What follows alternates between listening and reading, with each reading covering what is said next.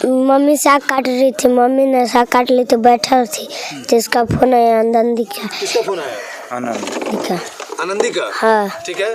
तो ससुर जी कहा कि बच्चा का जब बोला तो मम्मी जैसे उठी, जैसे बात सुन गई ना, तो मम्मी को झोटा धर।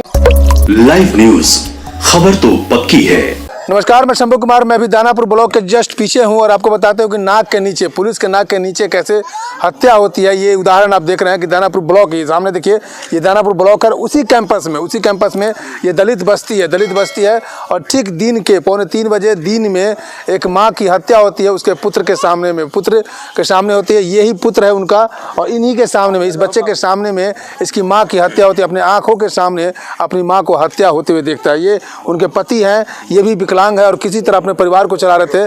और सबसे बड़ी बात यह है कि इस खबर को देख करके भीम आर्मी के सिपाही हैं, मास मूवमेंट के सिपाही हैं, ये महाराष्ट्र से चल करके आए हैं और ये दलित वर्ग के लिए, जितने भी दलित वर्ग हैं, SC ST या पिछड़े वर्ग है, उनके ऊपर जो शोषण होती है उस शोषण के लिए ये आवाज़ उठाते हैं। सबसे पहले आपका स्वागत है बिहार में और मेरे चैनल में। जय भीम। आपने ये क्या सोचा, यहाँ पर क्यों सोच किया, क्या सोच किया है आप? हमने जो न्यूज़ पे पढ़ा कि दलित औरत की हत्या हुई, तो हम पूरे देश भर में काम करते हैं, तो मुझे देखा नहीं गया, तो मैं तुरंत यहाँ पे आ गया। आज सुबह आ चुका हूँ और जो परिवार है अपना दलित समाज का, उनको न्याय नहीं मिला, तो मैं सबको लेके कलेक्टर ऑफिस में धरना धर के बैठूंगा। अगर इनको न्याय नहीं मिलेगा तो आप यहाँ सहभागी होंगे इनके धरना प्रदर्शन? आक्रामक भूमिका लूंगा और उनके धरना में शामिल हो जाऊंगा। तो न्याय किस तरह से न्याय चाहते हैं इनके लिए? मुझे जेल में भी जाना पड़े तो भी मैं जाऊँगा। जेल में जाना पड़ेगा? जो बिहार का जेल में जाना पड़ेगा? बिहार के जेल में रहेंगे तो बिहार में जाऊंगा। इनके जो 4 बच्चे, इनकी जिम्मेदारी कौन लेगा? छोटे बच्चे, इनके पाठशाला के स्कूल की कौन जिम्मेदारी लेगा? इनके पिताजी है जो विकलांग है, तो इनको शासन प्रशासन ने इनको न्याय देना चाहिए। न्याय नहीं देंगे तो मास मूवमेंट जो संगठन हमारा संगठन बिहार में चक्का जाम आंदोलन करेगा और कलेक्टर के गेट पे चढ़ेंगे। इसका मतलब दोबारा फिर आएंगे इनके साथ? इन्होंने कभी बुलाया तो मैं आऊँगा। उनको मेरा कॉन्टैक्ट नंबर दिया है, पूरे गाँव के साथ मैं उनको, मेरा पूरा मास मूवमेंट संगठन है। अच्छा, तो ये आप जो पूरे इंडिया में घूमते रहते हैं, आप इंडिया में पूरा घूमते हैं? इंडिया में हम काम करते हैं। ये अपनी बातों को रखे कि ये मास मूवमेंट के सिपाही हैं और ये महाराष्ट्र से चल करके इनके लड़ाई के लिए आए हैं। इनका कहना है कि अगर ये आंदोलन में शामिल है, किसी भी आंदोलन में बुलाते हैं तो मैं उसी दिन मैं इनके साथ होऊंगा और कलेक्टर को घेराव करूंगा और जो भी बातें होगी इनके लिए मांगेंगे। लेकिन चलिए, अब इनकी बात हो गई, हम बच्चे से बात करते हैं कि उस दिन क्या हुआ था। सबसे बड़ी असज की बात यह है कि पटना है, राजधानी है, यहाँ पर सब लोग रहते हैं और प्रखंड, मतलब ये ब्लॉक है, ब्लॉक में सभी अधिकारी होंगे, सिपाही होंगे। उस दिन में अपराधी का हिम्मत देखिए कितना, और अपराधी का मनोबल बढ़ा हुआ है कि पुलिस के चारों तरफ यहाँ पर सिक्योरिटी है, पूरी घेराव है और ये मोहल्ला दिन दहाड़े दिन में सभी लोगों के सामने आकर के एक माँ की हत्या कर दे। ये कितनी बड़ी शर्मनाक बात है। कानून में कितनी पेचीदा कानून है, पेचीदा क्या कि कानून में इतनी ढीलापन है, सख्ती कार्रवाई नहीं होने के कारण शायद अपराधियों का मन बढ़ा हुआ है। अब चलिए उस बच्चे से बात करते हैं। क्या नाम हुआ बच्चा तुम्हारा? दीपू। हाँ, बोलना। क्या नाम हुआ? दीपू नाम हुआ। क्या हुआ था, पूरी बात बताओ। उस दिन रात में क्या हुआ था, दिन में क्या हुआ था? मम्मी साग काट रही थी, मम्मी ने साग काट ली तो बैठा थी, तो इसका फोन आया, आनंदी का। किसका फोन आया? आनंदी का। हाँ, ठीक है। तो ससुर जी कहा कि बच्चा का जब बोला तो मम्मी जैसे उठी, जैसे बात सुन गई ना, तो मम्मी को झोटा धर लिया, नेटी धर लिया तो छूट गया। नेटी किसका पकड़ा? मेरा। तुम्हारा नेटी पकड़ लिया?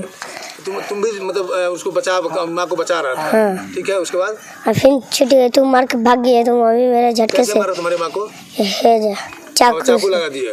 कितने लोग थे वो लोग? एक ही आदमी थे? हाँ, घर। क्या नाम था उसका? आनंदी। इससे पहले भी कभी आता था वो? नहीं। इससे पहले कभी नहीं आया था घर पर? नहीं। मामला क्या था? मामला तुमको नहीं पता होगा। चलिए, छोटा सा बच्चा है, मामला में इनके पिताजी से समझते हैं, उनके पति से। क्या नाम था पत्नी का आपका? लालसा देवी। क्या कैसे ये कहानी शुरू हुआ, कैसे मतलब हुआ आपकी पत्नी के साथ, क्यों हुआ? मैंने ग्रुप में पैसे दिए हुए थे, वो मांग रहे थे, तो बोला कि आज बिहान कर रहा था। वो परिवार कमेटी जो चलाते हैं 100 पैसा। हाँ, ठीक है। तो परिवार पैसा था उसको 5 किस्त पैसा दिए थे, आज जमा कर दिया था। 5 किस्त मतलब कि पैसा आप दिए थे? हाँ ठीक है, हाँ, तो आप जमा किए हुए था। इन्हें जो मांग रहे थे फिर पैसा, क्लियर कीजिए। पैसा वो दे रहा था कि आप दे रहे थे? पैसा वही हम उठा के उसको नाम पर दिए हुए थे। ठीक है। हाँ, मोहल्ले का है, तो उठा के हम दे रहे थे, तो सही से भर रहा था। इन्हें गड़बड़ा रहा था, वह पैसा मांगने रहे थे, तो बोला कि 2 दिन के बाद देंगे। तो आप कसम काम कर लीजिए मैनेज, बाकी हम सर को मैनेज करके हम जमा कर देंगे। कितना देना था? 2140 रुपये देना था। मात्र 2140 उसको देना था? हाँ। पैसा कितना था? टोटल पैसा कितना था? टोटल पे 2 लाख रुपये दिए थे। 2 लाख रुपए आप दिए थे? हाँ। और आपका 2140 रुपये बचा हुआ था? न, एक महीना में 21 रुपये जमा होता है। हाँ। हमको ये बताइए कि अभी तक वो कितना दे चुका था? कागज उसी के पास रहता है, जो हम उठा के दिए ना। कोई अंदाजा होगा ना कितना पैसा मिल गया था आपको? मोटा मोटी 1 लाख रुपये जमा किया हुआ। 1 लाख जमा किया? हाँ। मोटा मोटी 1 लाख बचा हुआ था? हाँ। हाँ, उसके बाद तो वो बोला ना कि भैया आप जमा कर दीजिए, सोमवार को हम पैसा आपको दे देंगे। तो हम शुक्रवार को हम 2140 रुपये हम जमा कर दिए। और फिर हम चल गए काम करने के लिए। और 2:45-3 बजे हमको खबर मिला कि आनंदी ने परिवार का चाकू मार के भाग गया।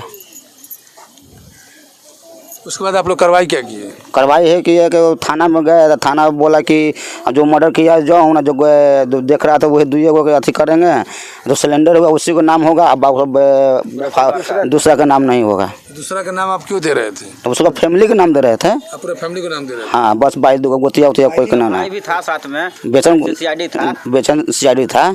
अच्छा, बेचन सीआईडी था। हाँ। आप उसका भी नाम देना चाह रहे थे? हाँ, उसका नाम ले। हाँ, नहीं लेता। एक जो थाना में जाती हाजिर हो गया ना, उसी को नाम होगा। आप जितना लिख के दीजिएगा हम केस नहीं लेंगे। इससे आप क्या समझते हैं? यही हुआ। नाम नहीं देने का मतलब क्या समझते हैं? पुलिस नाम नहीं दे रहा, आप बोल रहे हैं कि बेचर का नाम देने के लिए, बेचर का नाम दे नहीं रहा था, क्यों? क्या थाना होगा घूस खाया होगा। थाना वाला घूस खाया हुआ। देखिए, 1 लाख रुपया के चलते एक व्यक्ति की मौत होती है, एक महिला की मौत होती है। उस महिला की मौत होती है जिसने, कितने बच्चे हैं आपके? 4 बच्चे। 4 बच्चे। 4 बच्चे की माँ की मौत होती है। अब सोचने की बात है, छोटे छोटे बच्चे हैं, मात्र 1 लाख रुपये के लिए उस माँ की हत्या किया जाता है। जो 4 बच्चे अनाथ हो जाते हैं, और ये बेचारे अपंग है, ये बेचारे दिव्यांग है, और ये अपनी ज़िंदगी कैसे काट रहे होंगे इन्हीं को पता होगा। और इस स्थिति में ये परिवार को चलाना कितना मुश्किल हो जाएगा बिना पत्नी के रहते हुए। पत्नी जो होती है अर्धांगिनी होती है, पूरी ज़िंदगी का पार्टनर होती है, और घर के चलाने में उसका पूरा सहभागिता होती है। अब ये बेचारे आधे आदमी है, मतलब आधे का मतलब दिव्यांग आदमी है, और इनको परिवार चलाना कितना मुश्किल होगा इन्हीं को पता होगा। सवाल ये उठता है कि ये थाने में जाकर के एक व्यक्ति का और नाम दिलवाना चाह रहे थे जो सीआईडी का काम कर रहा था। उस सीआईडी का नाम पुलिस दर्ज नहीं कर रही है। क्यों नहीं दर्ज करी? इन्होंने साफ साफ कहा कि हो सकता है पुलिस उनसे घूस ले लिया होगा। ये कोई हैरत की बात नहीं है। बिहार सरकार में कहीं भी पुलिस का जो करप्शन है वो कोई छुपा हुआ नहीं है।